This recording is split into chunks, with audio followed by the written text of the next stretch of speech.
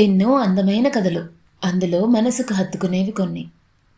శంకరమంచి సత్యం గారు రాసిన అమరావతి కథలు అనే పుస్తకం నుంచి విరిగిన పల్లకి అనే కథను ఇప్పుడు మనం విందాం.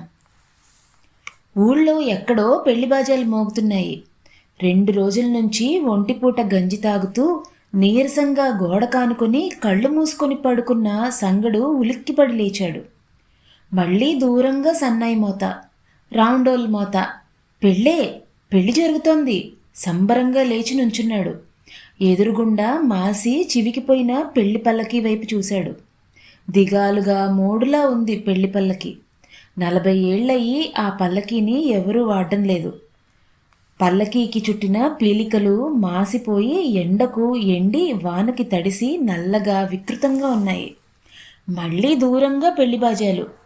సంగడు పల్లకీ దగ్గరకు వెళ్ళి బొంగు నిమిరి మాసిపోతేనేం సాపు చేసి కుచ్చులు కడితే గుర్రంలా ఉండదు అనుకుంటూ పొంగిపోతున్నాడు. ఇంతలో అడుక్కోడానికి వెళ్ళిన నడ్డి వంగిపోయిన సంగడి పెళ్ళం సుబ్బి ఖాళీ బొచ్చుతో వచ్చింది. నీకెప్పుడూ పల్లకీ పిచ్చే అని దెప్పుతుందని పల్లకీ విడిచిపెట్టి ముందుకొచ్చి ఏమే గంజి దొరకలేదా అన్నాడు. ఖాళీ బొచ్చే నేలను పడేసి లేదురా మామా అంటూ చతికిలబడింది. దూరంగా పెళ్లి సన్నాయి. పెళ్ళవుతున్నట్టుంది, ఎళ్ళొద్దామంటే అన్నాడు సంగడు.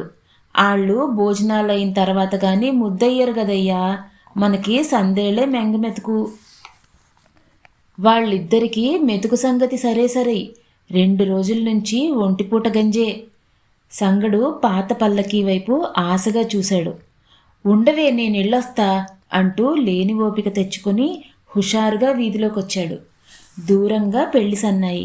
ఆ సన్నాయి మోత వింటుంటే సంగడిలో ఎంత ఉత్తేజమో. పెళ్లి సంబరంతో ముందుకు నడిచాడు. ఠీవీగా పెళ్లి పెద్దలా అడుగులు వేశాడు. తను ఎన్ని పెళ్ళిళ్ళు చూశాడు కాదు. 50 ఏళ్ల నుంచి ఆ ఊళ్ళో ఏ పెళ్లి జరిగినా సంగడి ఇంట్లో ఉన్న పల్లకీలోనే పెళ్లి ఊరేగింపు. సంగడి 10 ఏళ్ల వయసులో సంగడి తండ్రి అశ్వన్లా చుట్టాలు పల్లకీ మోస్తుండగా తను పక్కనే ఉండేవాడు. పల్లకీకి రంగురంగుల కుచ్చులు, గలగలలాడే గాజుపూసలు, పల్లకీ కొమ్ముకి పట్టుతురాయి. పారసీకాశ్వంలా ఉండేది పెళ్లి పల్లకి. ఏనుగంబారీలా ఉండేది పెళ్లి పల్లకి. అందులోకి వచ్చి కూర్చునేవారు కొత్త పెళ్ళికొడుకు పెళ్ళికూతురు. సంగడు చిన్నవాడవడం చేత నెత్తిన గ్యాస్ లైట్ పెట్టేవారు. ఆ లైటుతో పెళ్ళికొడుకు పెళ్ళికూతురు దగ్గర నుంచునేవాడు సంగడు. మధుపర్కాలు కట్టుకున్న పెళ్ళికొడుకు పెళ్ళికూతుళ్ల నుదుట బాసికాలు లైట్ వెలుతురులో తళుక్కున మెరవగా, పెళ్ళికూతురికి చిరుచెమట పట్టి కళ్యాణ తిలకం కరిగిపోగా బుగ్గనున్న చాదు చుక్క పెద్దదవగా ఆ దృశ్యాన్ని కళ్ళు విచ్చుకు చూసేవాడు సంగడు.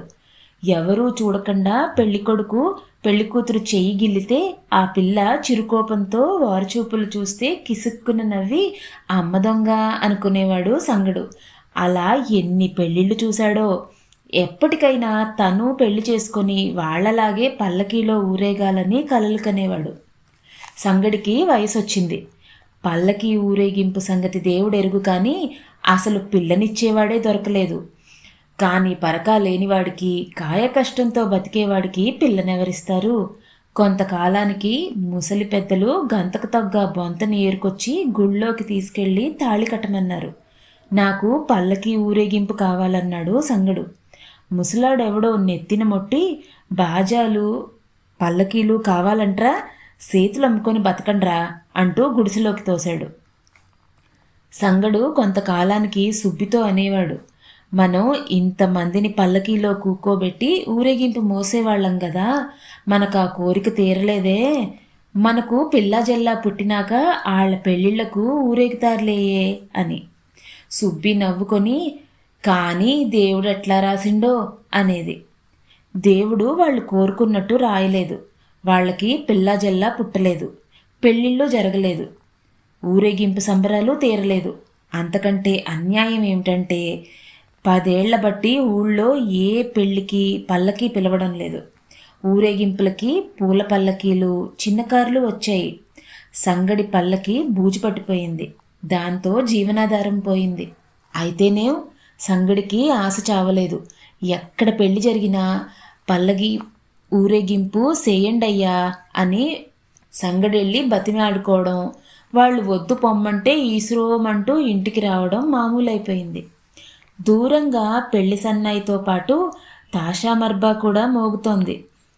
పెళ్లి పందిట్లోకెళ్ళి పెళ్లి కూతురు తండ్రితో సంగడు గొప్ప ఆవేశంతో చెప్పాడు, ఊరేగింపుకి పల్లకి పెట్టించండయ్యా, మహాజోరుగా ఉంటది. కుచ్చుల పల్లకి, రాజా పల్లకి, అచ్చొచ్చిన పల్లకి, అద్దాల పల్లకి. పెళ్లి కూతురు తండ్రి మగపెళ్లి వారిని అడగమన్నాడు. సంగడు విడిదికెళ్ళి చెప్పటం మొదలెట్టాడు. రాజులెక్కే పల్లకి అయ్యా, రాణివాసం వెళ్లే పల్లకి అయ్యా, పట్టుకుచ్చుల పల్లకి అయ్యా, 10 మంది మోసుకెళ్లే పల్లకి అయ్యా. పెళ్ళికొడుకు తండ్రి విసుక్కొని పొమ్మన్నాడు. కడుపులో ఆకలి కమిలిపోతున్నా పెళ్ళికొచ్చిన ప్రతి వాళ్ల దగ్గరికి వెళ్ళి ముత్యాల పల్లకి అయ్యా, ముచ్చటైన పల్లకి అయ్యా అంటూ పందిట్లో అందరికీ చెప్పుకుంటున్నాడు. ఎవ్వరూ వినిపించుకోలేదు.